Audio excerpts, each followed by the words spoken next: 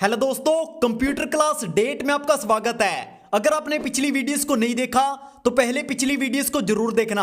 आज की इस वीडियो में हम कंट्रोल पैनल के बारे में बात करेंगे, जिससे आपको कंप्यूटर की कुछ इंपॉर्टेंट सेटिंग्स के बारे में पता चलेगा। तो सीधा वीडियो को शुरू करते हैं। दोस्तों, कंट्रोल पैनल हमारे कंप्यूटर का वो कंपोनेंट होता है जिसकी हेल्प से हम कंप्यूटर की सिस्टम सेटिंग्स को मॉडिफाई कर सकते हैं। कहने का मतलब है कि कंट्रोल पैनल का यूज कर हम कंप्यूटर की हार्डवेयर और सॉफ्टवेयर सेटिंग्स को चेंज कर सकते हैं। तो सबसे पहले कंट्रोल पैनल को ओपन करने के लिए हम सर्च बॉक्स में कंट्रोल पैनल टाइप करेंगे। तो यहां पर कंट्रोल पैनल सिस्टम हमारे सामने शो हो रहा है। इसे ओपन करने के लिए हम ओपन पर क्लिक करेंगे। तो ये कंट्रोल पैनल का बेसिक इंटरफेस है। आप इसे ओपन करने के लिए शॉर्टकट की Ctrl+R का यूज भी कर सकते हैं। यहां पर हमें बहुत सारे पैनल देखने को मिल रहे हैं। सबसे पहले अगर हम बेसिक ऑप्शंस की बात करें तो यहां पर व्यू बाय में हमें कैटेगरी ऑप्शन देखने को मिल रहा है, जिस पर क्लिक कर हम इन आइकन्स का साइज चेंज कर सकते हैं। जैसे अगर मैं लार्ज आइकन्स पर क्लिक करता हूं तो यहां पर इन आइकन्स का साइज चेंज हो चुका है। इसी तरीके से अगर मैं स्मॉल आइकन्स पर क्लिक करता हूं तो यहां पर इन सारे के सारे आइकन्स का साइज छोटा हो चुका है। इसके अलावा यहां पर हमें कॉर्नर में सर्च कंट्रोल पैनल देखने को मिलता है। यहां पर हम किसी भी पैनल को सर्च कर सकते हैं।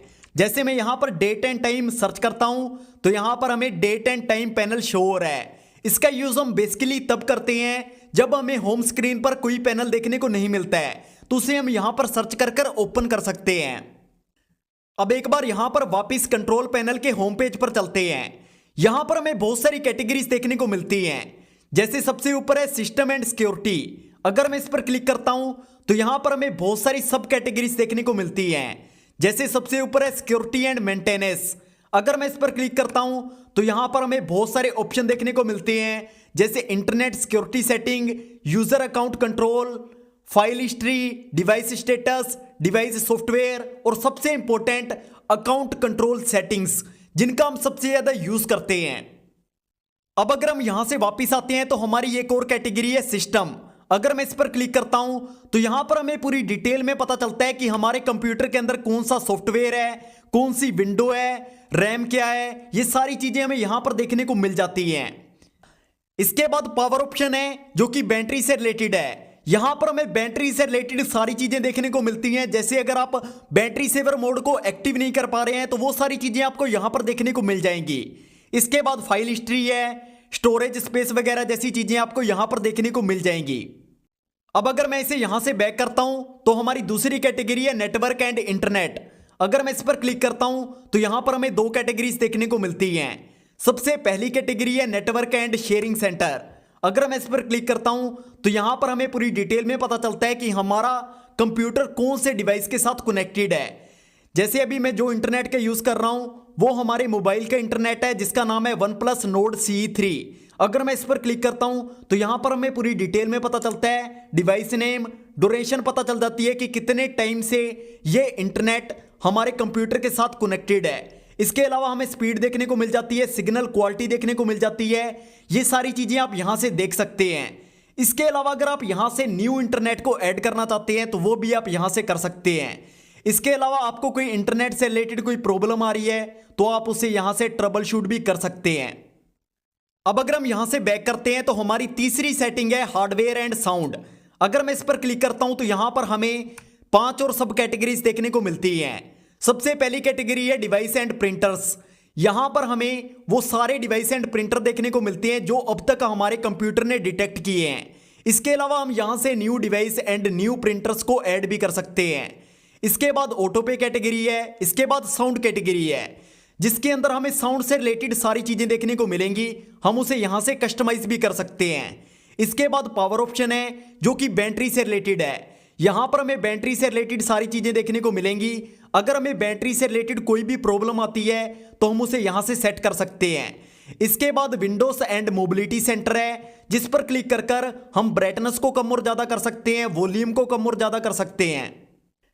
इसके बाद अगर मैं यहां से बैक करता हूं तो हमारी चौथी कैटेगरी है प्रोग्राम्स। अगर मैं इस पर क्लिक करता हूं तो यहां पर हमें 2 और सब कैटेगरीज देखने को मिलती हैं। सबसे पहली कैटेगरी है प्रोग्राम्स एंड फीचर्स। अगर मैं इस पर क्लिक करता हूं तो यहां पर हमें सारे के सारे प्रोग्राम्स देखने को मिलते हैं जो हमने अभी तक डाउनलोड किए हैं। अगर हम इन्हें यहां से डिलीट करना चाहते हैं तो हम इन्हें यहां से अनइंस्टॉल भी कर सकते हैं। इसके अलावा हमें यहां पर दूसरी सब कैटेगरी देखने को मिलती है डिफॉल्ट प्रोग्राम्स। यहां पर हमें वो सारे प्रोग्राम शो होते हैं जो हमें विंडो आइकन में शो होते हैं। इसके बाद अगली कैटेगरी है यूजर अकाउंट। जिस तरीके से हर किसी का मोबाइल में एक यूजर अकाउंट होता है, उसी तरीके से कंप्यूटर में भी हमारा एक यूजर अकाउंट होता है। जैसे मैं इस पर क्लिक करता हूं तो यहां पर हमें हमारा यूजर अकाउंट शो हो रहा है। इसके अलावा आप यहां से पासवर्ड वगैरह सेट करना चाहते हैं तो वो भी आप यहां से कर सकते हैं। अगर मैं यहां से बैक करता हूं तो हमारी अगली कैटेगरी है अपीयरेंस एंड पर्सनलाइजेशन, जो कि पूरी की पूरी होम स्क्रीन से रिलेटेड है।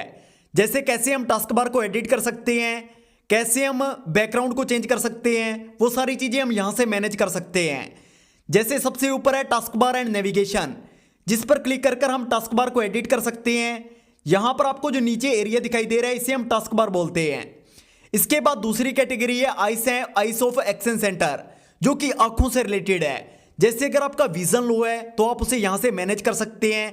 कुछ लोग 3 से 4 घंटे लगातार स्क्रीन को देखते हैं तो उनकी आंखों में दर्द होने लगता है, तो आप उसे यहां से मैनेज कर सकते हैं, आई कॉन्टैक्ट का यूज कर सकते हैं।